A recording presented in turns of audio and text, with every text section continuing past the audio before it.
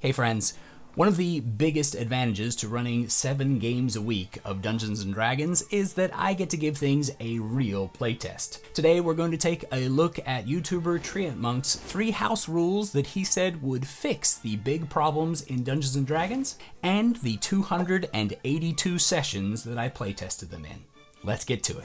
Just in case you've never been over to Treantmonk's temple, or perhaps you just don't know what these 3 house rule things are all about, here's the quick and dirty breakdown. Treantmonk suggested first removing the shield spell in its entirety, gone from the game. His second rule was that a leveled spell could only be cast while wearing an armor or having a shield equipped if the proficiency for that armor or shield was granted by the class that granted the spell in question. And his third rule was that when you use the attack action to make an attack with a weapon or an unarmed strike, you can take a -5 penalty on the attack roll in order to get a +10 bonus to the damage roll. When I put these into playtesting, I did have a couple of opinions about how they were going to play out, and so I added a few additional caveats or minor tweaks, with everybody having access to what I called power attack to take penalty to hit in order to grab damage. I decided that the flanking rule would not be an option in these particular games. As you may have probably found out already, I hate flanking, so this was not a hard sell for me. I also removed the sharpshooter feat because I was thinking that positioning would be more interesting if every ranged combatant wasn't able to completely ignore cover. It turns out that that wasn't exactly something that the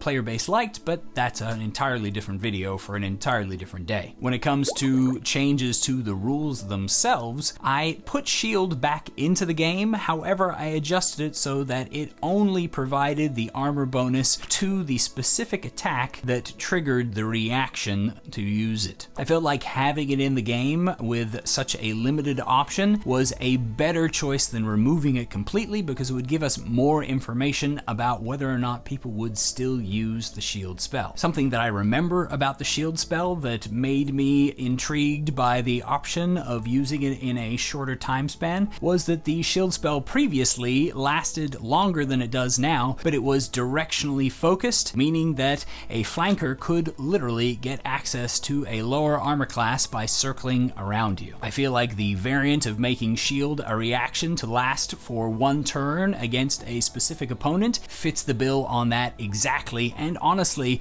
makes a better mental image of an upraised barrier pushing against the attacks that are coming against you, instead of this sudden bubble of energy that protects you from all directions like a hamster in its ball. Speaking of a hamster in its ball, while I'm running around in circles here, why don't you hit the subscribe and like buttons and help me to get this video out to as many people as possible. Your support means a lot, and I appreciate you. Thanks so much. I also, at the request of my player base, adjusted Treantmonk's rule about armor slightly by allowing feats that gave proficiency in armor to modify the steps of what armor you were allowed to wear while casting spells from your different classes. I did at the time list and require that they would purchase all the way from their weakest proficiency upwards, meaning that wizards would have to spend 3 feats in order to get themselves into full plate mail armor, which was frankly very unlikely to happen. Finally, I just added a little bit of verbiage to the power attack variant by specifying that you could only take the -5 penalty in exchange for the +10 to damage if you were making an attack action on your turn, and only for the attack action and any extra attack that was granted because of it, not if you were attempting to, for instance, add extra attacks in via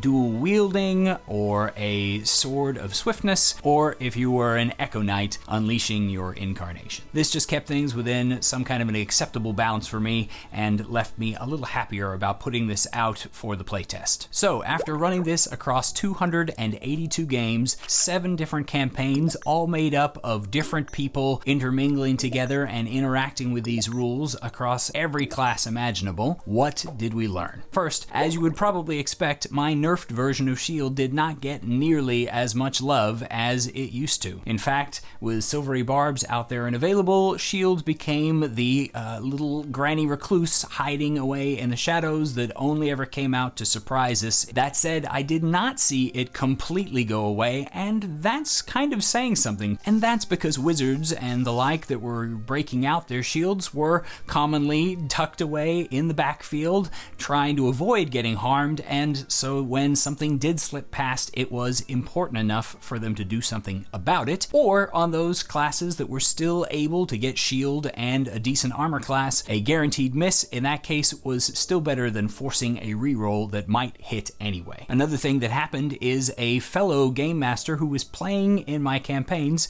also began to adopt the Treantmonk rules, and he tested shield as only working for the attacks on the turn in which it was activated. In other words, if one creature attacked, it could apply to the entire multi-attack of that creature's turn, but then it would disappear. This allowed for the wizard to be able to take a couple of swipes instead of just that singular one that they had to pick and choose. As you might expect, he saw shield in use at his table a little more often than I did at mine.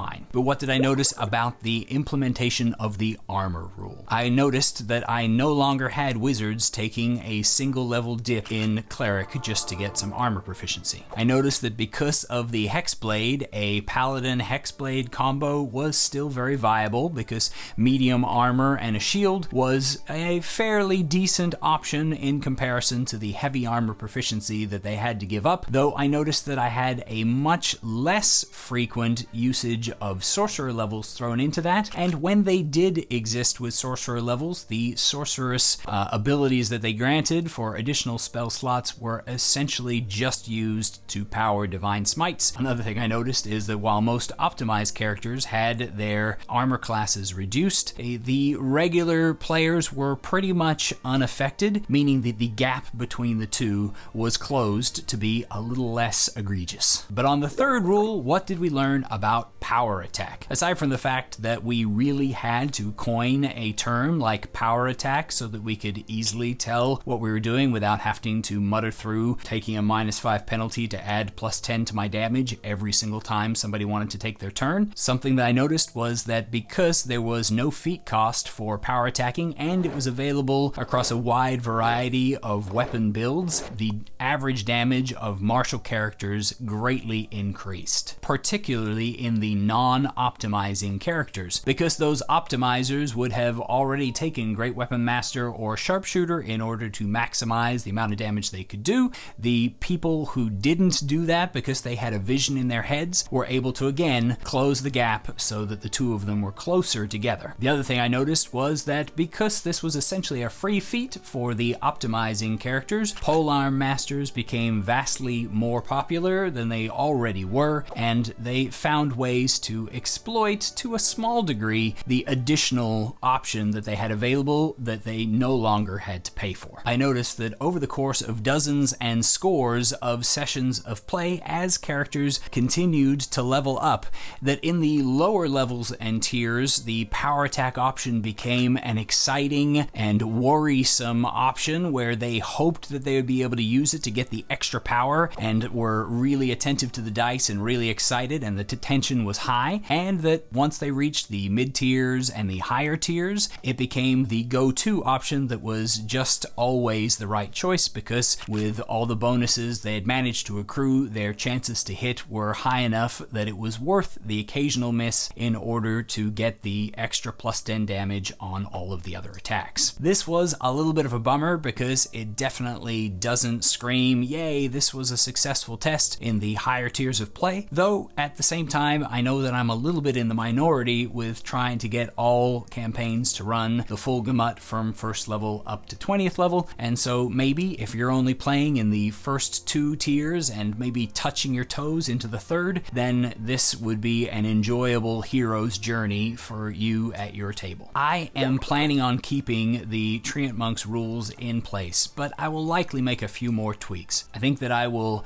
blatantly steal the shield works for a multi-attack routine instead of just for a single attack. And I'll probably let Sharpshooter back in, even though it will feel a little bit nerfed over what it was before. That said, I think that I will keep the power attack and armor rules, though I may look into ways to make failed power attacks have a little bit more of a penalty to them so that players continue to feel some sort of tension about using the mechanic at higher tiers of play. Overall, I largely enjoyed the changes that these made to my games. What do you think? Whether you've tried these rules or not, I'd love to hear your thoughts. Thanks for watching, and happy adventuring.